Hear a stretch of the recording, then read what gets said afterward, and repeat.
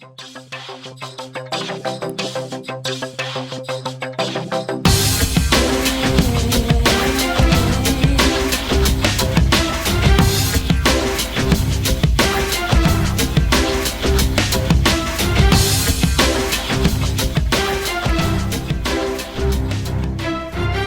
to the Career Menace podcast. I am your host, Nisar Ahmed.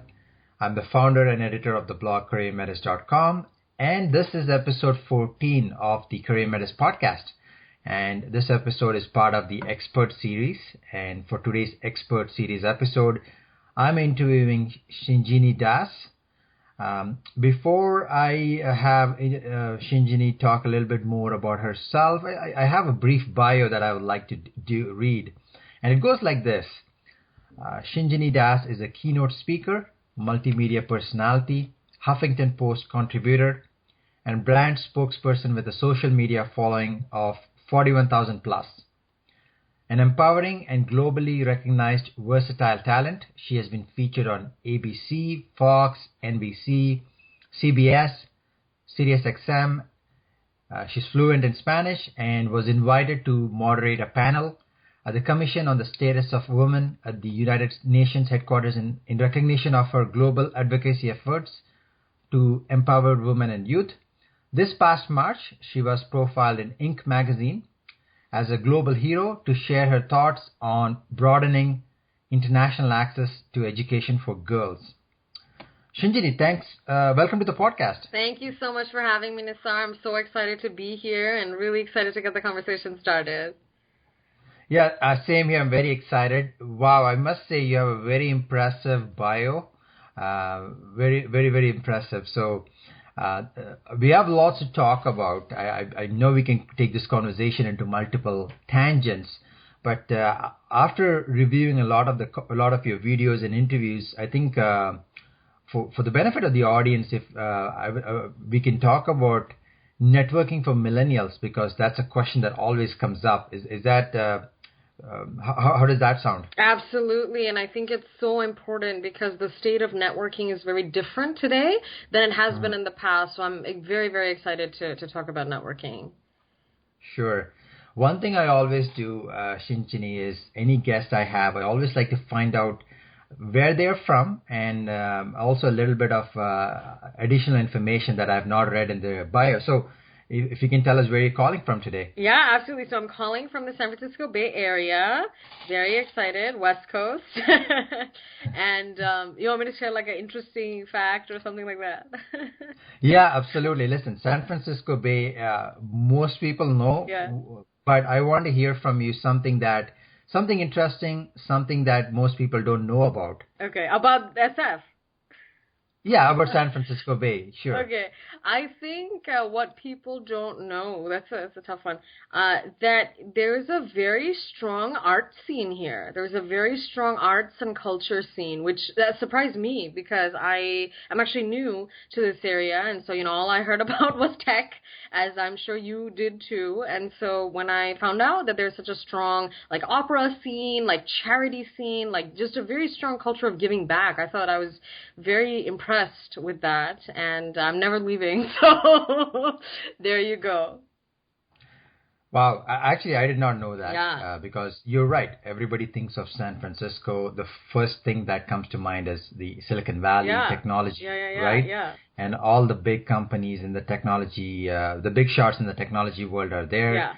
And I think you're not alone, because anybody who goes to San Francisco, they don't usually come back. So exactly, it's a one-way street. Yeah. So we did read your bio. Is there something else? It's very comprehensive, very impressive. Something else that you would like the audience to know about yourself?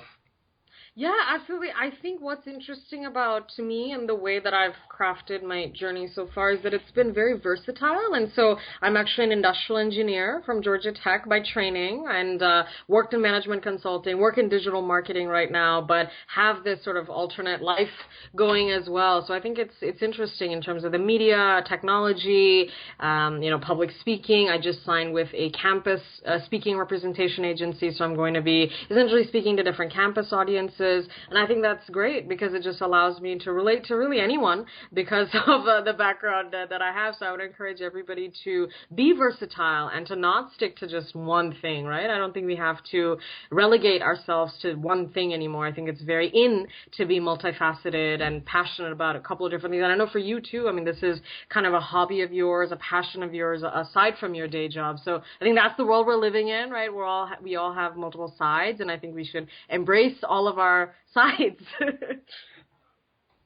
I think that's a great talking point here, right? Mm-hmm. Because I don't know how things were many years back, but I believe at that point you did not have the opportunity you worked in a company. If you were lucky enough to be passionate about that job, great. If you had any side hobbies, you could not really pursue it. But now, thanks to technology, anything is possible. The sky is the limit. You can, and it doesn't take the time involved, the resources involved is reduced. So you can do something on the side and make it fun, and it doesn't cost much. Absolutely. I 100% agree. Okay.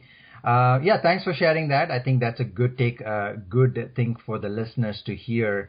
If they have something they are passionate about, they can always try it out, test it out, and see where it takes them.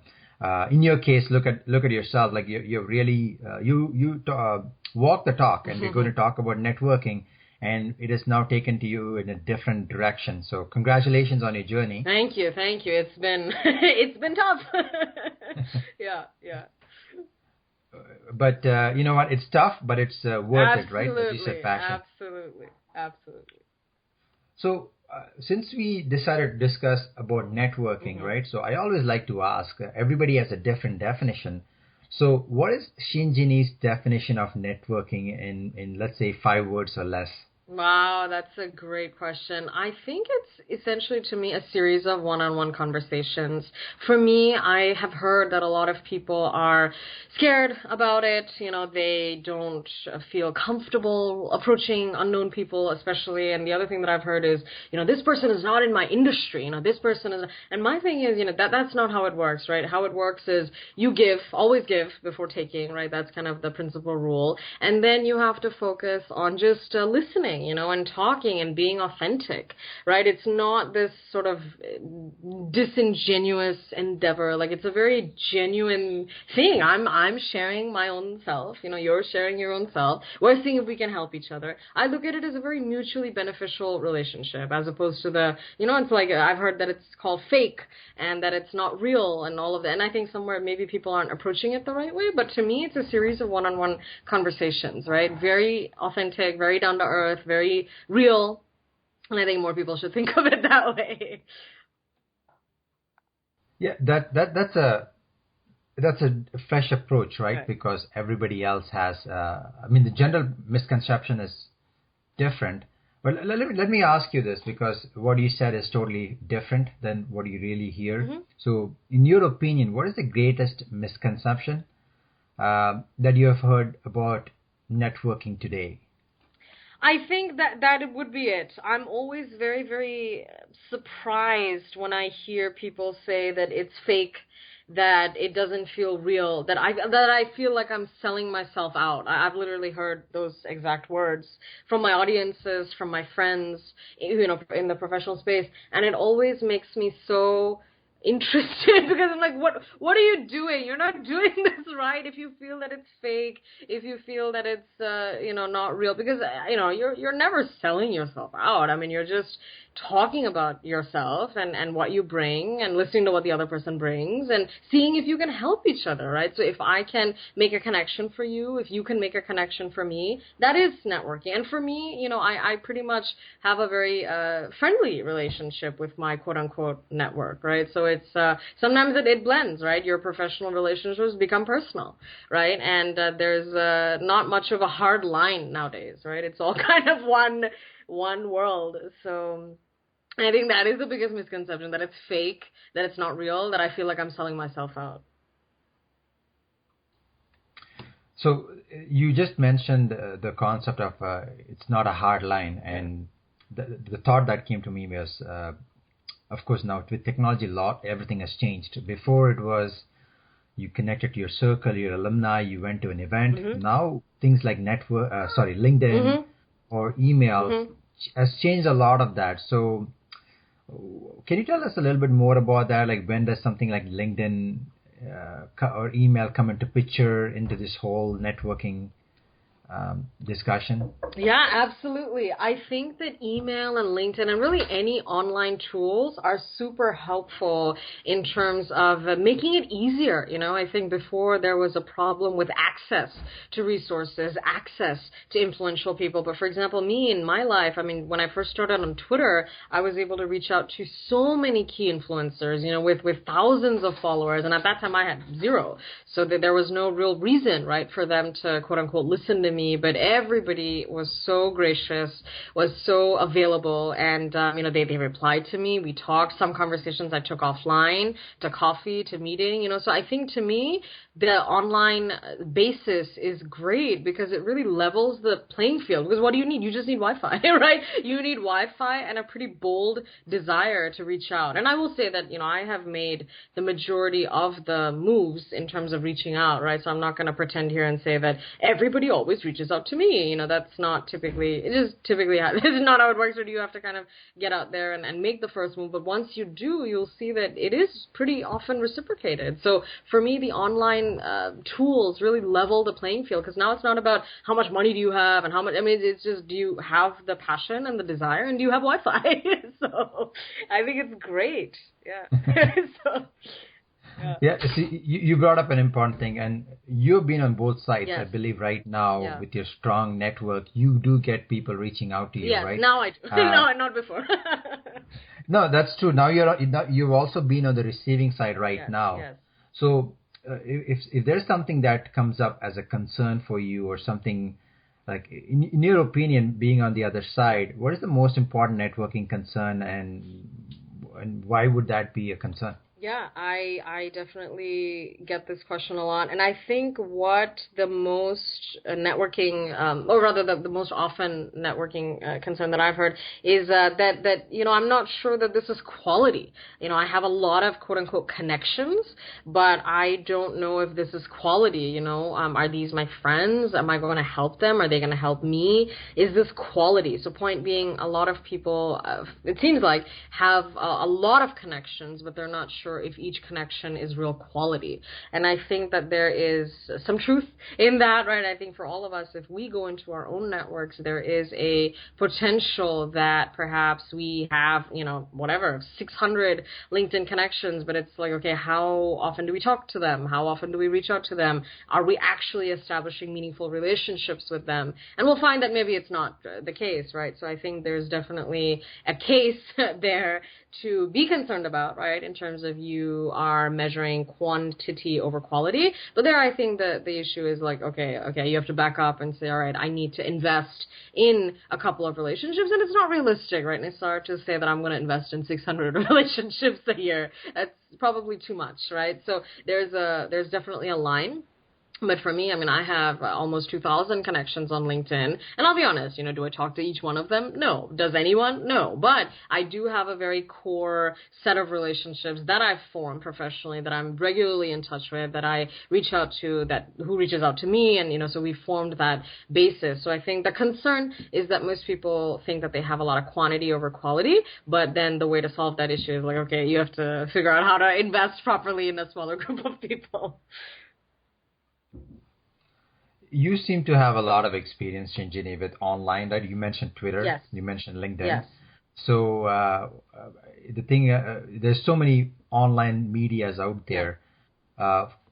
Since you are a millennial networking superstar, Mm-hmm. what was your most innovative methodology or route for online networking? Yeah, absolutely. So I think most people fall into the trap of always asking first, right? So if I reach out to you and say, hey, I want to be interviewed on your show. I want to write for Huffington Post with you or whatever, basically asking to do things. I think it can be a little overwhelming, right? Because let's say you're taking it from my perspective. I don't know you, right? I've never met you. I don't know you. I maybe have a brief bio, but that's it. So for you to come on so strong and say that you want now want to write with me, you want to be featured on my show. That's a lot, right, to take in. So I think for me, what I try to do, and I've always tried to do this, is to really preface my requests or ask or coffee or whatever it is with, I love your work, right? And again, making sure that this comes from a genuine place. I would never recommend that you reach out to somebody that you do not genuinely admire and try to fake saying that, you love their work and you're happy about what they're doing, because, people can distinguish flattery from what's fake, right? So that's pretty clear. But for me, I'm very cognizant about reaching out to people who I genuinely admire, who I genuinely have a great deal of respect for, who I genuinely champion, right? So the other day I reached out to a contributor at Forbes, and she writes to amplify the voices of girls and women. I mean, that's all I do, right? So for me, it's a very natural thing to reach out to her and say, oh my God, I love what you're doing. And so we're trying to collaborate on an article. And so there has to be a genuine feeling there, right? And so the first step that I take is I really try to take a deep interest in their work and champion their work and genuinely say that I'm a fan of your work, because I am, right? So that's the first step, is be genuine and give, right? Give that interest, give that passion, give that really strong desire to champion their work. And then, of course, number two is say, how can you work together, right? How can we collaborate? Not how can I be featured in your interview? How can I be profiled on Forbes or whatever, right? It's a strong ask. But I would say go with a looser ask. Like, hey, I'd love to collaborate with you on this, right? Is there a way that we can work together to address XYZ large problem? And I think you'll see that people are a lot more receptive to that, right? Because nobody just wants that, he's calling me to ask me for stuff, to ask me to be on his show. Nobody likes that, right? So if you can approach it from a collaborative, consensus-driven viewpoint, you'll see that it's a lot more effective. See, as you were talking about this right now, I was thinking about you and I, the way we connected was on Twitter, right? Yes. And I noticed you recently did a Twitter chat, I believe, about networking, millennial networking, and we connected, and you saw what I did in terms of the career space. So there was a natural synergy, and we decided, okay, it will be great to collaborate on an episode, and here we are. So I think this is a good testament of what he just mentioned. Yeah, absolutely. And I think I love creating synergies, right? Because I don't think you can do anything alone, right? Let's be honest. As great as you are, as amazing as you are, I don't think it's possible to have that kind of impact on your own. So you need people, right? You need to collaborate. You need to reach out. And that's where once you understand your own value proposition, it's a lot easier to reach out to others who are kind of in a similar space, playing a similar game. That totally makes sense. Now, Shinjini, you obviously are a networking superstar. Based on your great bio, which we just read, someone listening to this, they might be thinking, "Wow, how does someone become like what he just did?" So let me ask you before we get into how does someone, in your opinion, in your experience, what are the top qualities of a millennial networking superstar, and how can one develop these qualities? Yeah, that's a great question, Nisar. So I think to start, a millennial networking superstar is ultra confident, right? Because if you think about everything that this person has to do, and I'm speaking from my own experience, I mean, I have reached out to an N number of completely unknown people, right? 110% unknown. I have no connection with them. And, I've had to be very confident, right, in my own worth, right? So there's definitely a possibility of being shut down, of being ignored, of being rejected, right? That's always an option, right? That's always an option. You could have said no to me, right?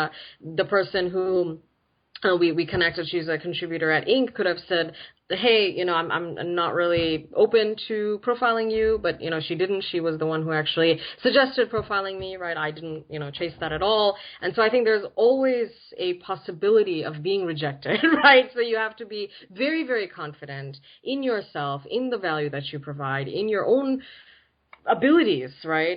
So I think that's the first step. A millennial networking star has to be extremely confident, ultra ambitious, right? Because I know from my own friend circle, early 20-somethings, very successful career professionals, they feel scared or fearful about reaching out to people in different industries and different spaces, and they're like, oh, I don't belong there, and they're not this and they're not that. So my thing is, I'm very ambitious. I've always been, and so I think that's been very helpful for me in terms of being ambitious. Because if I wasn't ambitious, I'd be like, no, it's fine, right? I have 3 connections on LinkedIn. That's enough, right? But you have to kind of have that drive to keep reaching for more. So the Millennial Networking Star is ultra confident, ultra ambitious, ultra savvy, right? So that's where it comes into, you have to give before you take. If you reach out to people and just say that I want this from you, I want this from you, I want this from you, I don't think you're going to get many responses, right? So this person has to be very, very savvy and ultimately very bold about reaching out, right? I've mentioned this. I'm very open about saying that, large majority of my successes have come from me making the first move, right? Whether it's scheduling the call with a contributor at Inc., not to be profiled in Inc., but to do something else. The profile came as a result of our conversation, as a result of her liking me a lot, right? So that happened kind of by chance, but I'll be honest, I scheduled that call with her, right? So I think somewhere this person has to be very bold about taking that first step and ultimately just, having a plan. You have to have plan, you have to have goals, you have to target platforms, right? I'm not very active on Pinterest, right? Because that's not really where my audience is. But yes, I have an account with like 2 followers, So just being like, being premeditated about what platforms you choose to target. So for me, it's pretty much Twitter, LinkedIn, and Facebook. But for you, it could be, I don't know, Tumblr and, whatever else. It doesn't matter. So I think you have to be very, very premeditated about which platforms you choose to target, because you can target everything. You cannot target everything. So you have to be very judicious about what you choose to target. So if I can summarize, yes. Yes. What he just said, yes, in terms of the difference between a networking millennial superstar, yes, and just an average millennial. Yes. It would be ultra ambitious, being bold, being super courageous and confident, and choosing the right method or the audience to go after. Yes, absolutely. Absolutely. Okay, wonderful. So that you're talking about in terms of the qualities one needs, or the qualities one needs to develop. Yes. So the next step, so the next thing people obviously would ask is, the natural question is, okay, I think I can work. I think I know what I need. What are the qualities I need? Where can they get started? Do you have like one or the top 3, top 4 steps someone can start to begin to implement some of the strategies? Yeah, absolutely. And I think you just mentioned this, Nisar, but the first one is to identify your goals, right? It's very difficult to get anywhere without having identified what your mission is, what your goals are. What do you want to do, right? What is your goal? Do you want to become a brand? Do you want to become an expert? Do you want to become a consultant? Like, what do you want to do? Because every single goal has a very different list of action items, right? So the way that I would approach, with my clients, the way that I would approach someone who wants to become a brand is very different from the way I would approach someone who wants to become a consultant in marketing strategy, right? So what are your goals, right? That's the first question. The second step is you have to create a set target audience of who you want to meet, right? And figure out how to compel them to meet you, right? Because that's what it is. You're selling yourself and your abilities and your passions and hoping that they are sort of exciting enough and intriguing enough to get somebody to say yes, right, to meeting you. So I think it's a very, very interesting life. And to be honest, it becomes a lifestyle very fast. I know with you too, you're a very strong networker. It's become a lifestyle for you, right? It's become a lifestyle for me. So now I'm not like, oh my God, I have to reach out. To me, it's like, it's so simple now, because you just do it for so long that it becomes part of life for you. So I think that's the goal. You want networking to become a lifestyle, not this other thing that you have to do that is so difficult, because you're trying to help yourself, right? That's what you're trying to do. You're trying to communicate with all these different people, meet all these different people to ultimately help yourself and of course the world, right? So I think number one would be identify your goals. Number two would be create a set target audience of who you want to meet. And then number three would be craft compelling messages to figure out how to reach them, because reaching a youth group is very different from reaching a corporate audience, right? So you have to figure out how do you target your message on LinkedIn or Twitter or whatever to make them read it and to make them look up and take notice and actually meet you, right? So it's difficult, but it's very doable. Wonderful. Yeah, thanks for summarizing that. Now, I'm going to ask you a question. I think I think a lot of people are in this sport because you mentioned what to do. You mentioned about the whole concept of being super bold. I mean, you sound like a very dynamic individual. I've seen some of your videos. You're like that, so that's great, right? Yeah. What if there is someone who calls themselves or considers themselves an introvert? Yeah. They do not like. They're not a fan of big crowds. Yeah. If someone was like that, Yeah. how does that person start building networks or relationships? Yeah. This is a great question. And to me, I'll be honest, I started off my life as a complete introvert, right? Growing up, I was very, very introverted. I didn't talk to anybody. I was very shy. But here's what I want to say. There's power in being an introvert, right? So I will never say in my audience, in my speeches, in my TV interviews, that you only have to be an extrovert to succeed, because I really don't think that's true at all. To me, I'm a complete ambivert, so I'm 50-50. I'm 50% extroverted, 50% introverted, and I think there's a real power in being introverted, because it means that you're highly observant, you are highly reflective, you are highly just respectful and passionate and quiet about your nature, but that by no means is a detriment, right? So I think that's the first thing that I want to say is, if you are an introvert, do not think that is a handicap, because it's not. In fact, it can actually be very, very powerful. But I think, obviously you do have to kind of get out of your comfort zone a little bit, because it does, like you said, it requires you to be bold. So I think that the first thing I would say is create a goal of talking to one new person a day and learn something fascinating about them, right? Because again, it's not about, oh, I met somebody, oh, what can they do for me?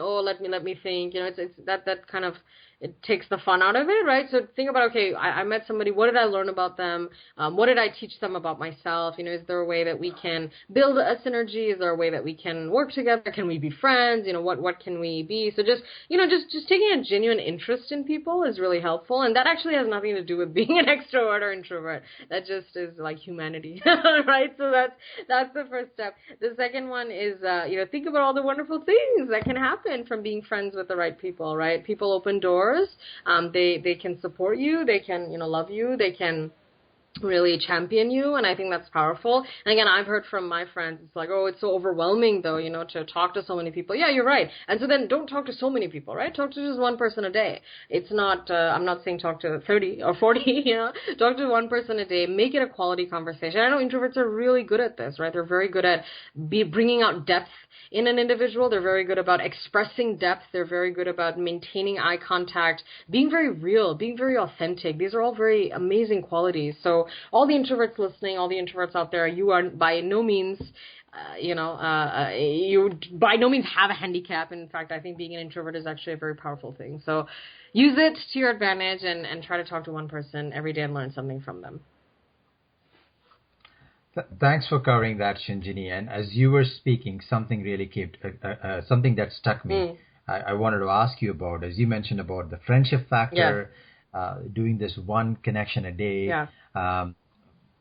Some people listening to this might say, oh, you know what, this whole networking thing, it sounds awesome, but it does sound like a lot of work. So how do they change that mindset? And you know what, it is a lot. It is work, right? It's not, anything worthwhile comes with work. Right. But how do they not frame this as a chore or something that they should do to something that, how do they change that mindset? I think that's a great question. I think that they have to look at it as fun.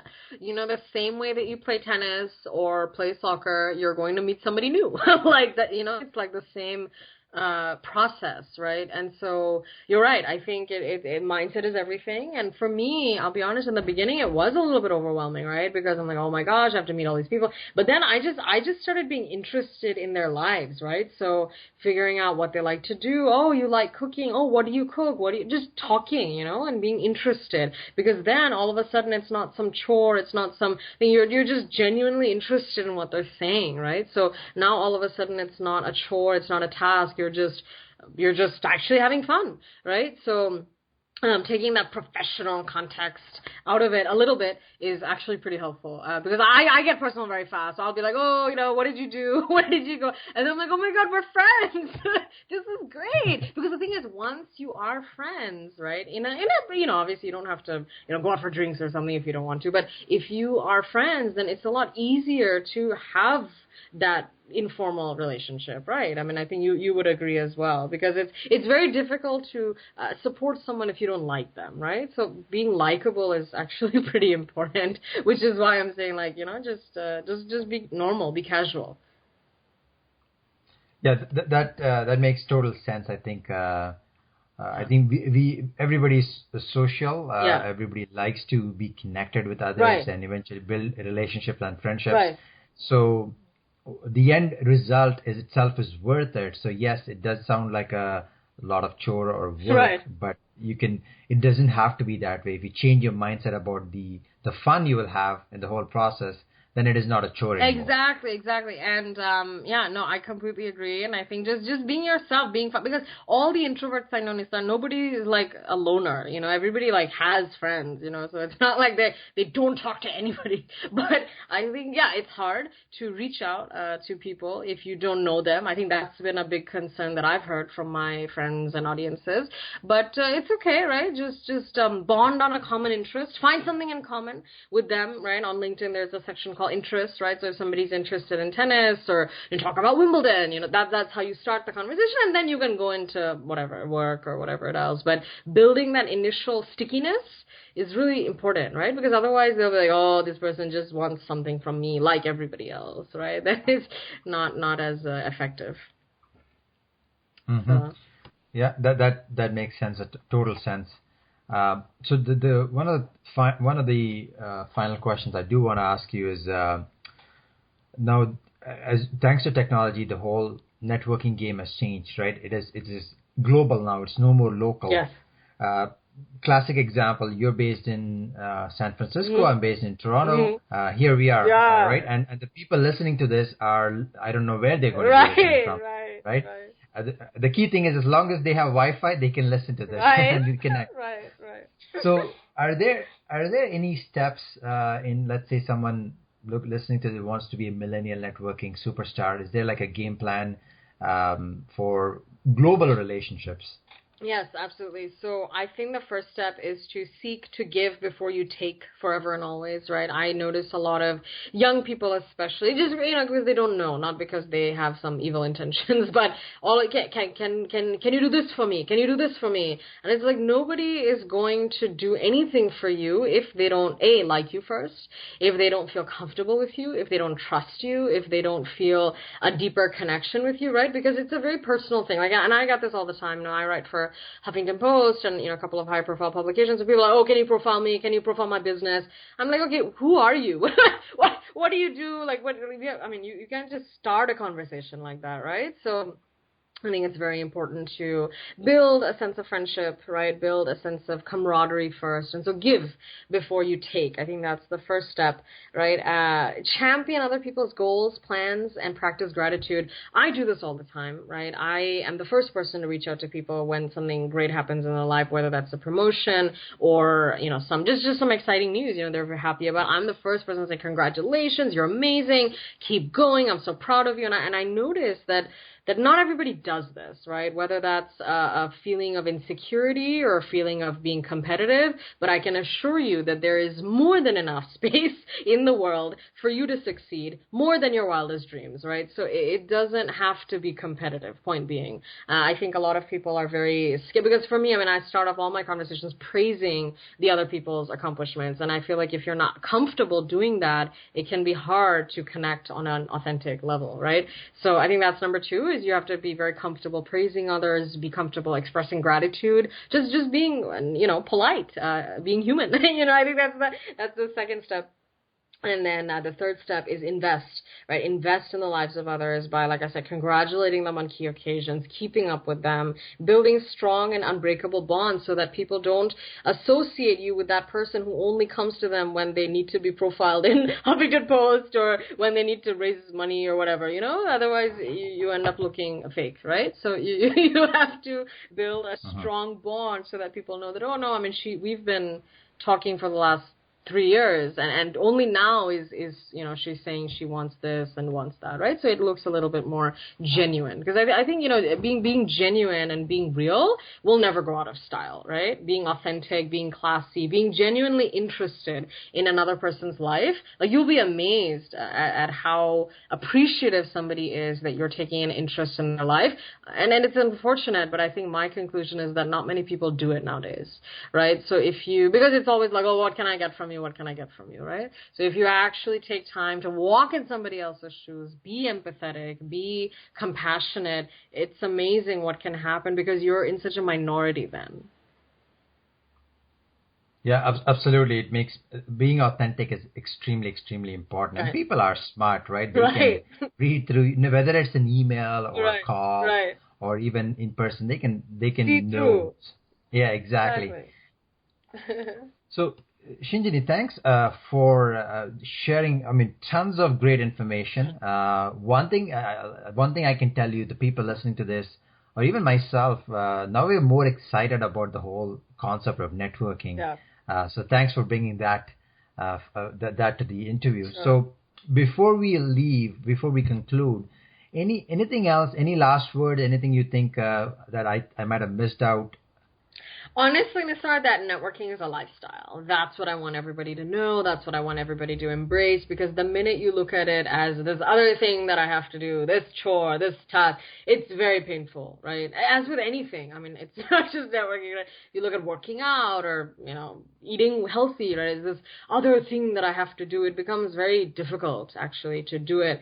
So I think embracing it from the point of it being a lifestyle, right? This is just who I am. I talk to people. I, connect with them on a deep, authentic level. I think that's powerful, right? So I think the biggest key takeaway that I want everybody to understand is that networking is a lifestyle. It is not some chore. It is not some, other thing that you have to do. It is a lifestyle. Embrace it, love it, become it.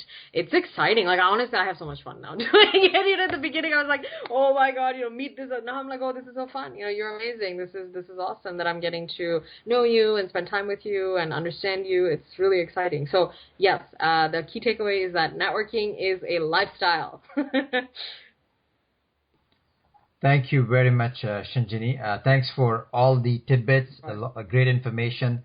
Thanks for being a guest. Myself, I'm sure the guests, the audience have got a lot of value out of this. Thank you. Thank you. Thank you so much for having me. Have a great weekend, and I'm sure we'll be in touch. Thank you very much. So thanks, folks, for listening to this episode of the Career Metis podcast. I have written a brief summary of the interview as part of a blog post on Career Metis. If you liked what you heard, feel free to subscribe to the podcast, the Career Metis podcast on iTunes. And for more content, ideas, tips, resources, go to careermetis.com. If you enjoyed the episode and if you learned something new, feel free to post a comment or a review. And if you really loved it, please go ahead and share this with your network. Until next time, this is Nisar Ahmed, your host for the Career Metis podcast. Thank you.